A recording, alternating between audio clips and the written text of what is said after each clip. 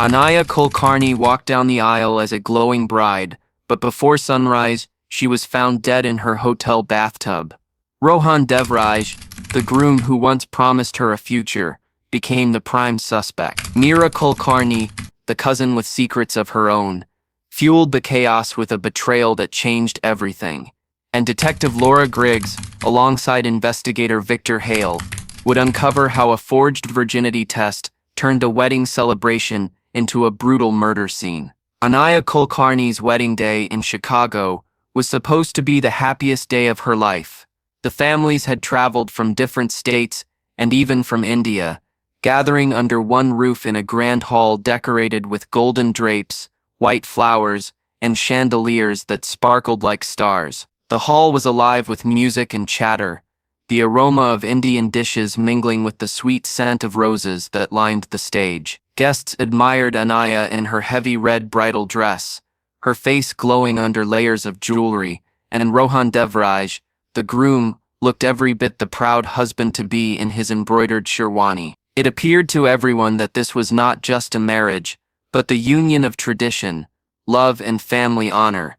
Beneath the surface, however, tension quietly pulsed through the room. Anaya's relatives whispered nervously in the corner, while Rohan's family sat with stiff posture, their expressions betraying a mix of pride and suspicion. The families had agreed to this marriage quickly, and though it was an arranged match, both Anaya and Rohan had seemed pleased with the decision. What most of the guests did not know was that the groom's family had made a demand that felt outdated in the modern American setting: proof of the bride's virginity. For Anaya, this had been a nightmare. Coming from a conservative background, she feared that her personal history could ruin everything. Months earlier, she had arranged for a falsified medical certificate from a private clinic overseas, one that declared her pure. That single piece of paper was the thread holding together the fragile balance of her future. When the document was presented, Rohan's family accepted it with visible relief. The whispers of doubt were silenced, and the marriage preparations carried on. For Anaya, it felt like a reprieve, a secret victory that allowed her to step into this new chapter of life without shame. She smiled, posed for photographs, and greeted her guests, all while hiding the storm of anxiety churning inside her. She knew the truth was dangerous, but she believed it was buried well enough to never surface. The day moved with elegance and grandeur. The ceremony was completed with rituals. The guests cheered, and the newly married couple was showered with blessing. Yet, as the evening reception began, subtle cracks appeared in the facade. Rohan, once relaxed and charming, now seemed withdrawn. He smiled for the cameras, but his eyes were distant, his movements mechanical. Those closest to him noticed his silence but dismissed it as wedding fatigue. Only Anaya, sitting beside him, felt the weight of his unease pressing against her like a shadow. After the reception, the couple retreated to a luxurious hotel suite arranged for their first night together. The room was decorated with yews petals, candles, and champagne, ready for the celebration of a new beginning. But as the night grew older, the hall outside their door remained eerily quiet. Hours passed, and no one saw the bride again.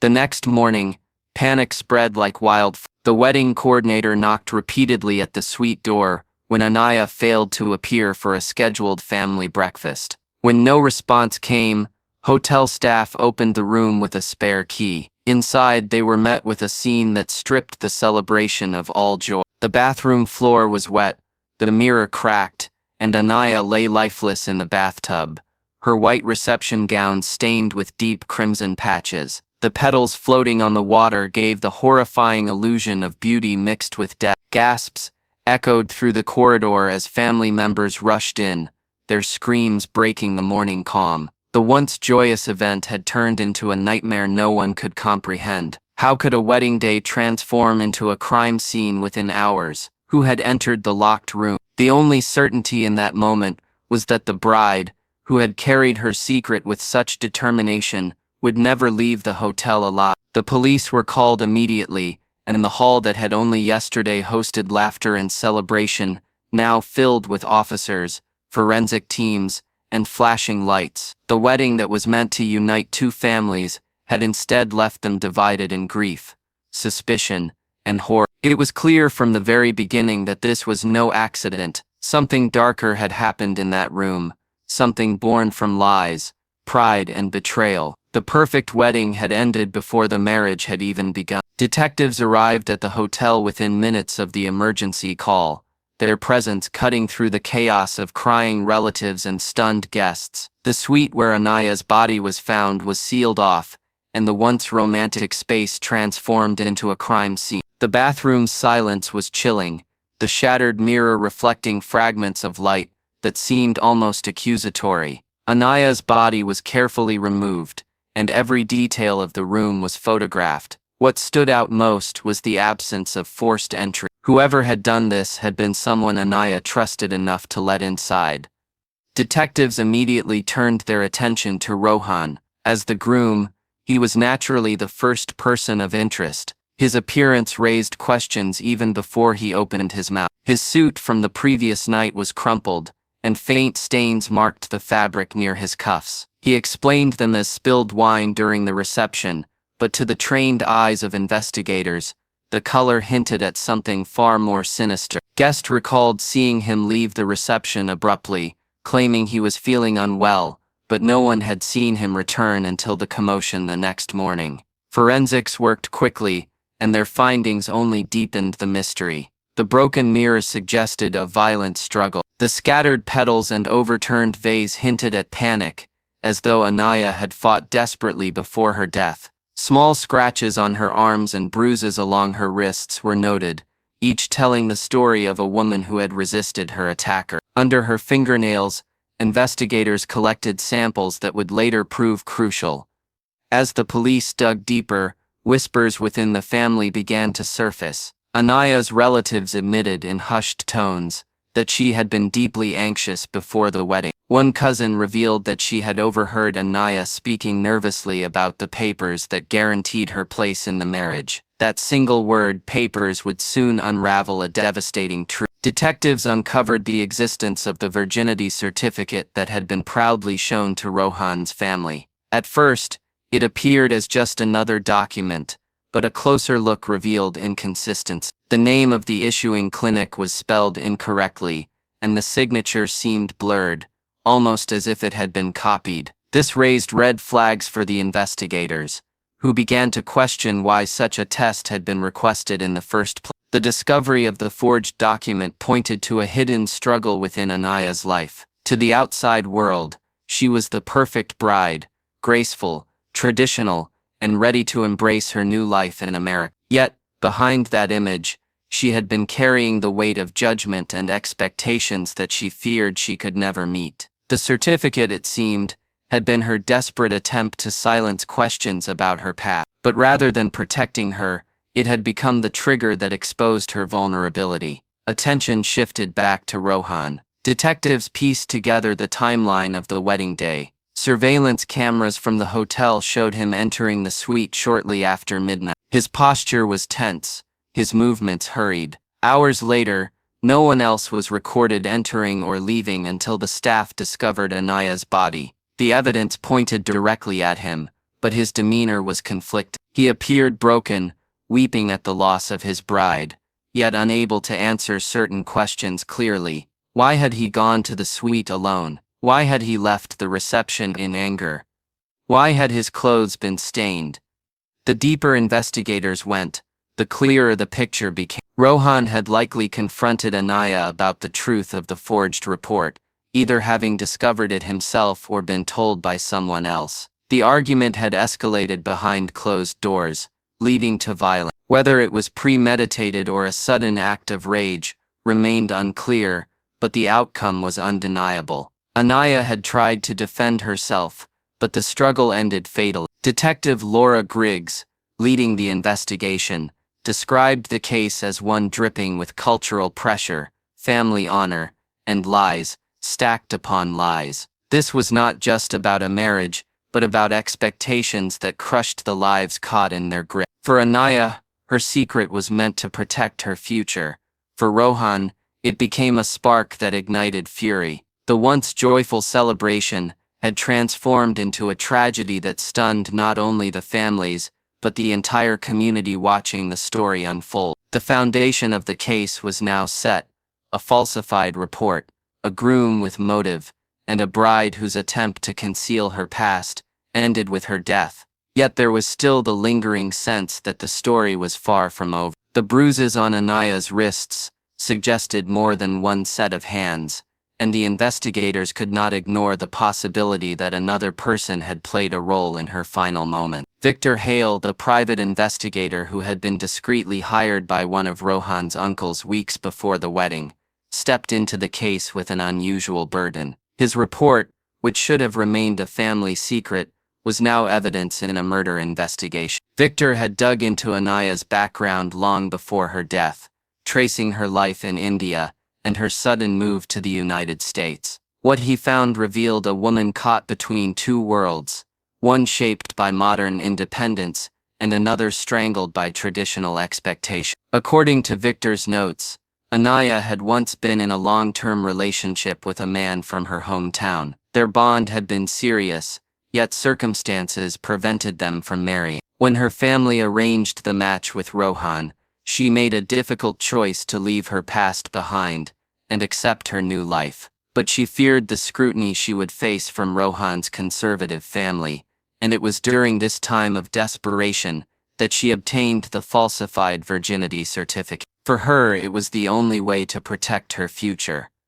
Victor's investigation uncovered the details of how she had acquired the document. Through bank transfers and secret communications, he tracked payments to a clinic that had no proper registration and had been involved in creating fraudulent paperwork before. His report spelled out clearly that the certificate was fake, something that would have shattered the marriage before it even began. This report was delivered quietly to Rohan's uncle, who claimed he only wanted to be certain about the bride. But in the hours before the wedding, the information did not remain in silence. It made its way into Rohan's hands. Detectives pieced together that the timing of Victor's findings had been catastrophic. Hours before the ceremony, Rohan had been confronted with evidence that the woman he was about to marry had deceived him and his family. To him, the betrayal was not just personal but cultural, striking at the heart of his family's honor. Though he proceeded with the wedding, witnesses recalled that his demeanor shifted.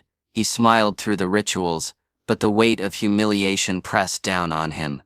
What complicated matters further was the role of Meera Kulkarni, Anaya's cousin. Investigators discovered text messages between Meera and Rohan, exchanged just before the ceremony. In those messages, Meera hinted at Anaya's past and made subtle remarks about the document being not what it seemed. This raised new questions. Why would Meera betray her cousin on the most important day of her life? Financial motives soon came to light. Meera had been struggling with debts and had repeatedly asked Anaya for help. If Anaya's marriage collapsed, or if she was disgraced, Meera believed she could benefit financially from the family's shifting dynamics. The more detectives learned, the clearer the picture became. Anaya had been cornered by secrets, Rohan had been provoked by shame, and Meera had added fuel to the fire with her own selfish agenda. It was no longer a simple story of bride and groom. It was a web of manipulation and betrayal where multiple lives intersect. Forensic analysis provided further clues. The DNA under Anaya's fingernails belonged to Rohan, confirming that she had fought back against him. But the bruising on her wrists and upper arms suggested restraint by someone else, someone who held her down while she struggled. Investigators believed that Meera may have been involved in those final moments, either directly or indirectly.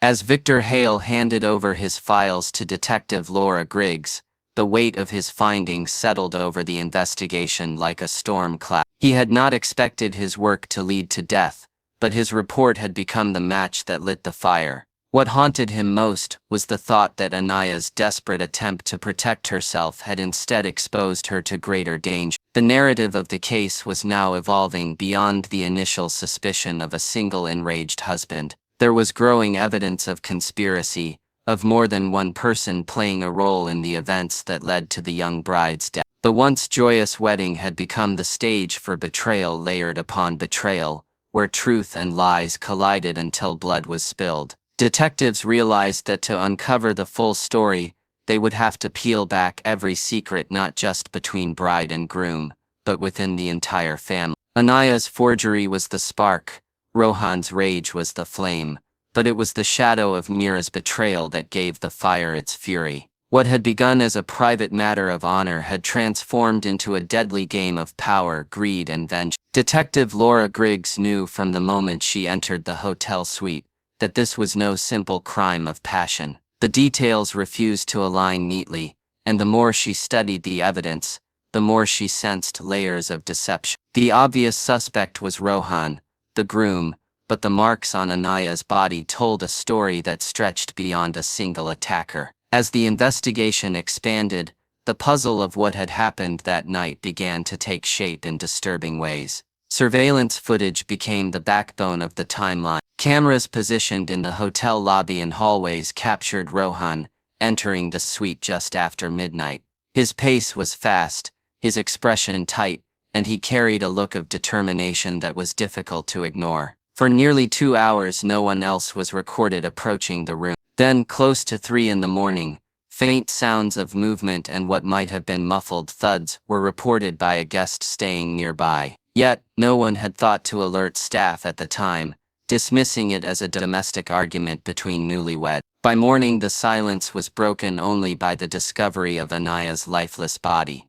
Forensics painted a grim picture of the final moments. The fractured mirror in the bathroom was not accidental.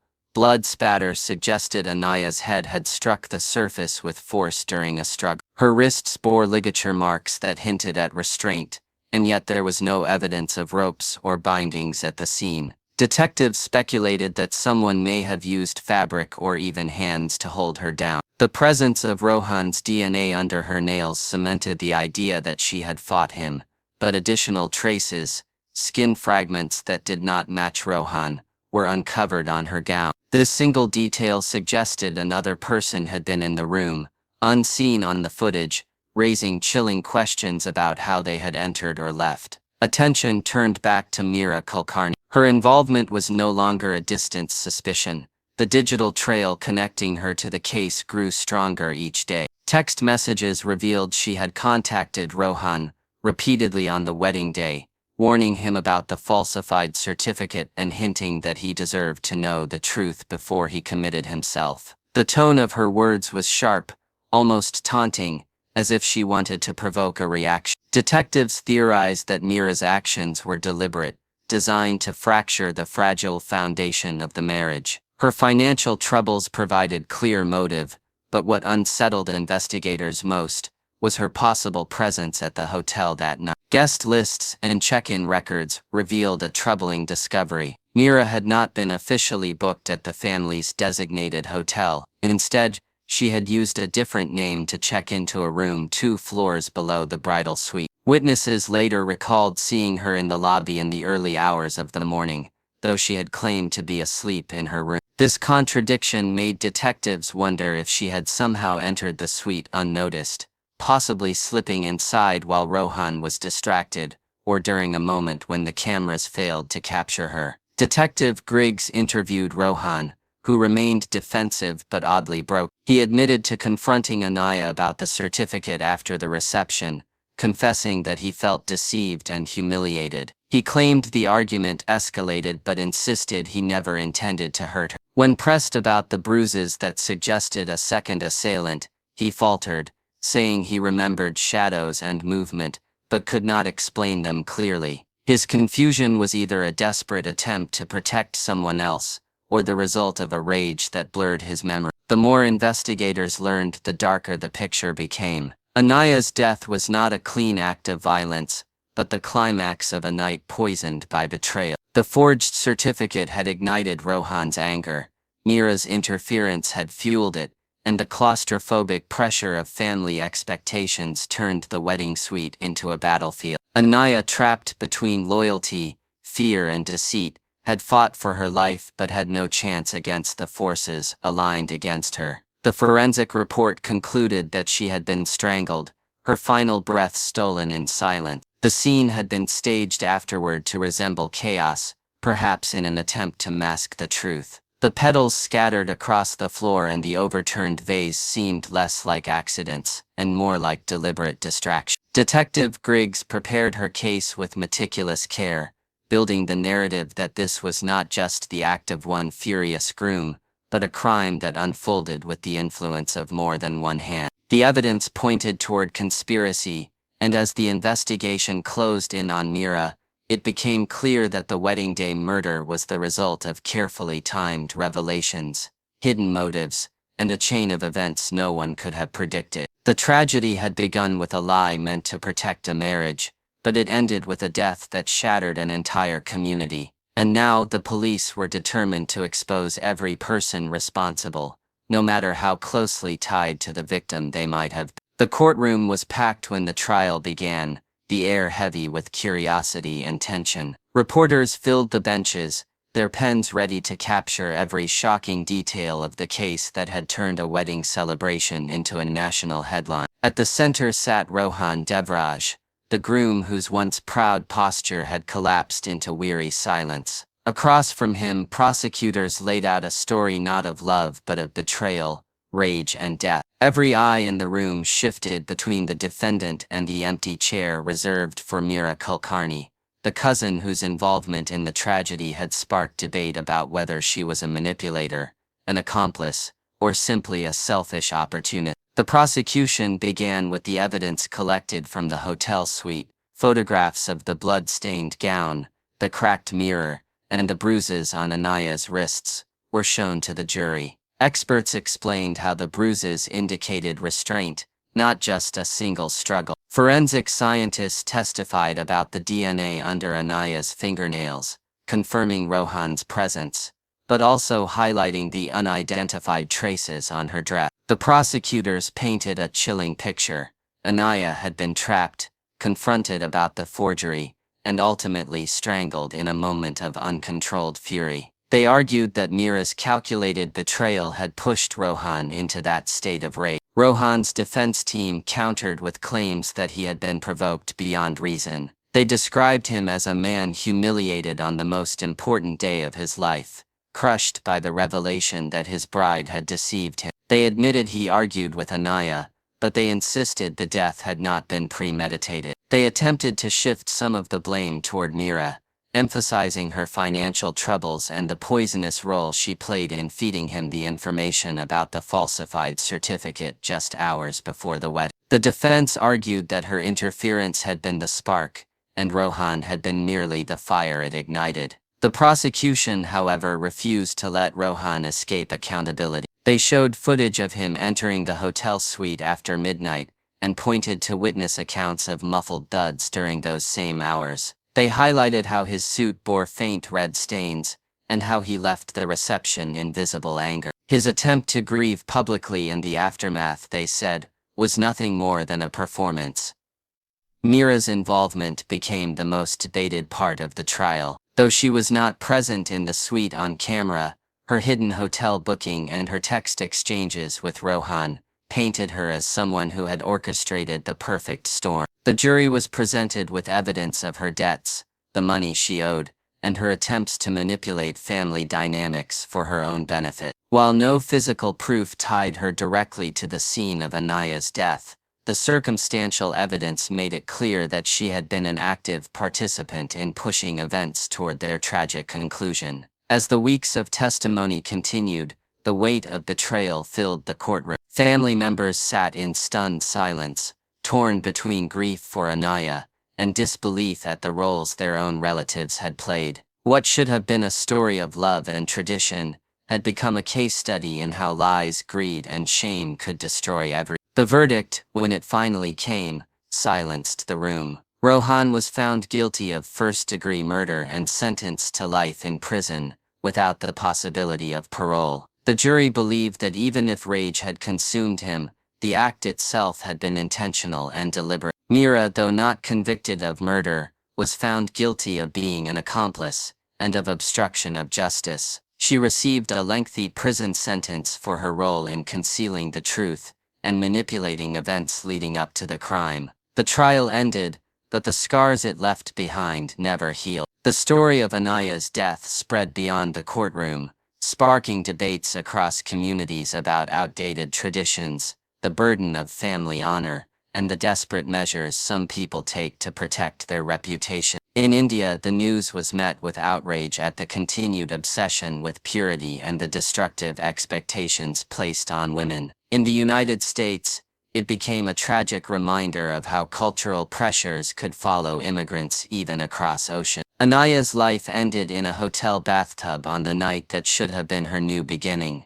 Her secret was meant to protect her, but it instead became the weapon used against her. Rohan's pride and Meera's betrayal joined forces in a way that ensured tragedy was unavoidable. The wedding day that had been decorated with flowers and music became immortalized not for its joy, but for its horror. Detective Laura Griggs, reflecting on the case, described it as one of the most haunting of her career. She said it was not just about a murder, but about the collision of lies, expectations, and betrayal that created a perfect storm. For her, the image of the rose petals floating on crimson water remained an unforgettable symbol of how beauty and celebration can hide the darkest of truth. The case closed with justice delivered, but the memory of the bride who never saw her honeymoon haunted everyone who had followed the story. A single lie, a forged certificate, had spiraled into a chain of events that ended in murder. It was proof that sometimes,